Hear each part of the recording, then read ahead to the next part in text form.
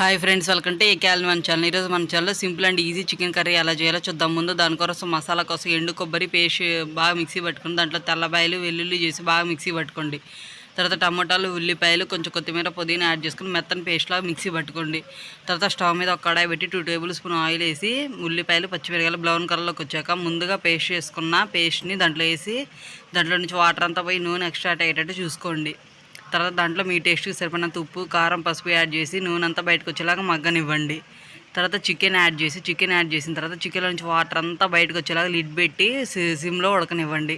అందరూ వీడియో చూసి వెళ్ళిపోతున్నారు కానీ లైక్, షేర్, సబ్స్క్రైబ్ చేయట్లేదు. నచ్చితే మాత్రం లైక్, షేర్, సబ్స్క్రైబ్ మర్చిపోవద్దు. మీరు చేసే ఒక్కొక్క లైక్, సబ్స్క్రైబ్ మాకు చాలా ఇన్స్పిరేషన్గా ఉంటుంది వీడియోస్ చేయడానికి. నూనె వాటర్ అంతా బయటకు వచ్చాక దాంట్లో చికెన్ ఉడికిన తర్వాత దాంట్లో ధనియాల పొడి, గరం మసాలా, కొంచెం కొత్తిమీర యాడ్ చేసి మూత పెట్టి మగ్గనిచ్చి ఇంక సర్వ్ చేసుకోవడమే. నచ్చితే మాత్రం లైక్, షేర్, సబ్స్క్రైబ్ మర్చిపోద్దు. Thank you for watching.